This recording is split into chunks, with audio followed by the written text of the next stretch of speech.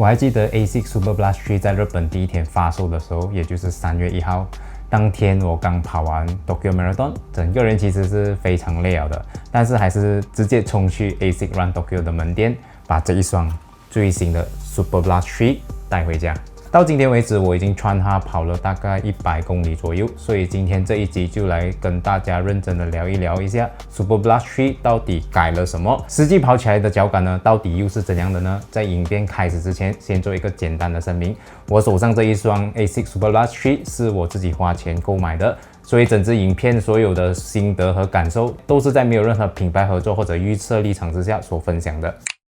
首先，我们来聊一聊 ASICS Super Blast Series 的一点点历史。第一代的 ASICS Super Blast 呢，是在2022年推出的。当时他们主打的就是一个特别的定位，厚底但是没有碳板的训练跑鞋，也就是现在大家常说的 Super Trainer。其实当时的 Super Trainer 在市面上的选择其实并不多，大部分的厚底跑鞋呢，不是偏慢就是偏重，是属于那种缓震跑鞋。或者就是直接上到比赛路线的竞赛跑鞋，但是 Super Blast One 呢，其实它做到了一个非常关键重要的东西呢，就是它的 stack height 呢推高到45mm， 重量呢却压在大概是240g 左右。那其实使用的呢，则是 FF Plus Turbo 跟 FF Plus Plus 双层的中底。所以它给你的感觉呢，就是有一个厚底的保护，但是同时也可以把速度带起来。接下来就是2024年的 ASICS Super Blast 2，第二代可以说是把第一代的概念做得更加的完整，而且直接变成了一双全能型的训练跑鞋。它有几个非常明显的改进或者是进化，就是它的重量再次在下调到大概230多 gram 左右，那中底的调教呢就会更加的稳定，落地的时候就没有那么飘。那脚感呢，其实它都更加的平均，没有那种偏向更弹或者是比较难控制的感觉。那当时很多跑者呢都有一个共识，就是 Super Blast 2呢，你几乎可以覆盖所有的课表，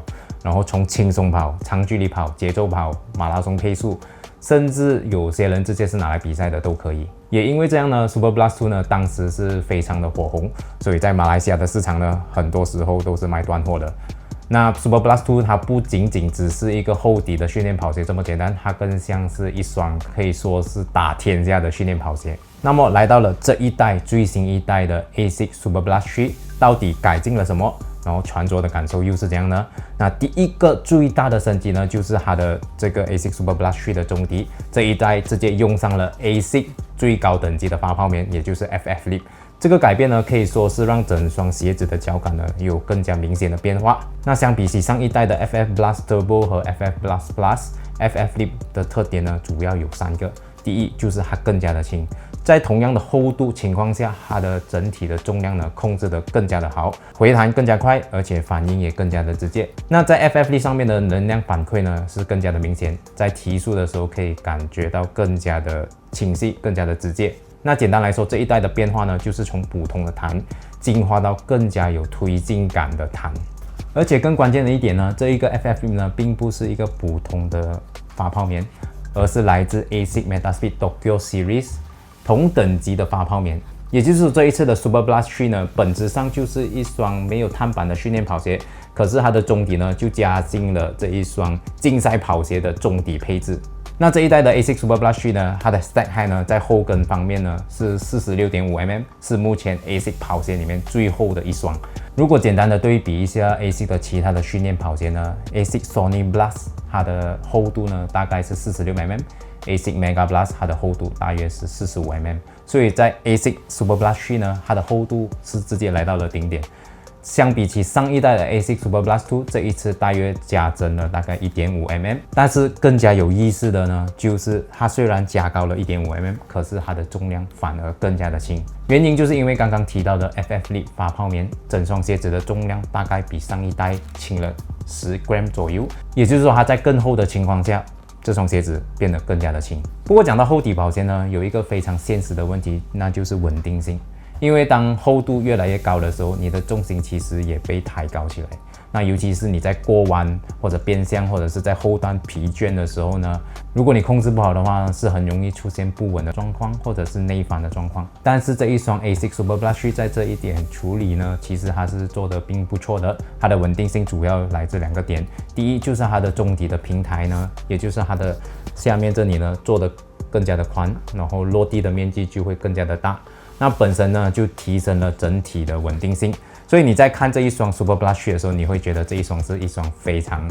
大双的鞋。那第二呢，就是它的中底并不是全脚都用上了 FF Lip， 而是采用了双层的中底。那上层呢是 FF Lip， 下层是更稳定的 FF Blast Plus。那这样的组合呢，就变成上层呢就负责回弹的感觉，那下层呢就负责支撑或者稳定。所以在实际的跑动起来呢，你可以感受到它的弹和它的厚度。但同时在跑动过程当中，尤其是在长距离或者节奏跑的时候，它也不会给你太多的不稳定。我认为第3个改进呢，就是在它的脚感上面。那这一代的 ASICS Super Blast 3呢，相比起上一代的 ASICS Super Blast 2呢，它的最大的变化就是更加的软。那上一代的 ASICS Super Blast 2呢，其实还有一个非常的典型的特点呢，就是在你跑慢配速的时候，它就会偏硬。很多人就会有这种感觉，当你在跑轻松跑的时候，配速比较慢的时候，中底就不太容易被压缩，所以脚感就会偏硬一点。但一旦你把速度拉起来过后，因为你下压力增加了，所以你就能够踩出这个中底的形变，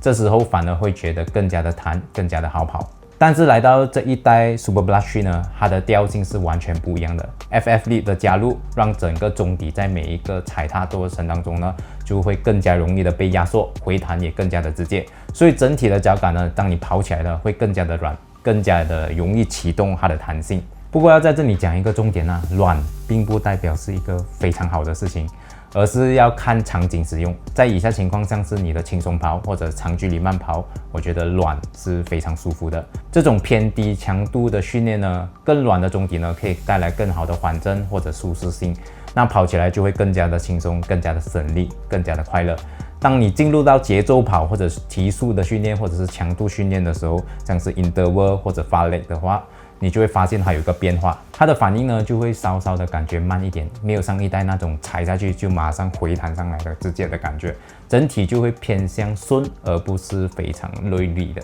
那如果用一个更加简单的方式来到讲解的话呢 ，ASICS Super Blast 2慢跑的时候它偏硬，但速度一上来它就会更加好跑。那 ASICS Super Blast 3呢，在慢跑的时候非常的舒服，但是在速度训练的时候呢，它的感觉呢就会稍微迟钝一些。那我自己本身会觉得呢，这个其实是 ASICS 在近年来重新调整它的跑鞋的矩阵，他们开始把每一双鞋的定位做得更加的清楚，而不是一双鞋包完全部的训练场景。举一个非常实际的例子，如果你今天的训练是轻松跑、恢复跑，那你就选择 ASICS Super Blast 3，那就会更加的适合。那如果今天你的训练呢是偏向节奏跑、马拉松配速训练，你可以考虑这一双 ASICS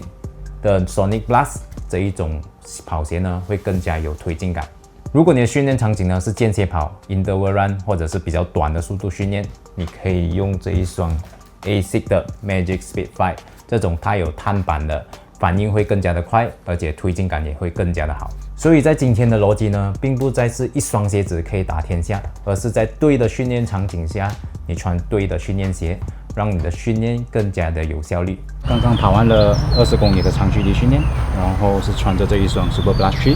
然后现在这一双我的 Super Blast 3呢，它的里数是大概112公里。然后我们来看一下它的鞋底，它的大底的耐造度到底还耐不耐？所以基本上这样看上来，这个绿色的部分呢，其实大部分没有什么问题，没有什么损耗。可是这个蓝色的部分呢，这边就有一点好像破了一点，旁边这边也是有一点点。112公里，那我们看一下，到时跑到200公里的时候啊，它的这个鞋底会变成怎样？可是112公里这边就已经开始有点破了，就可能这个材质也比较软了，所以你在踩踏过程当中一直反复的踩踏，它就比较容易滑。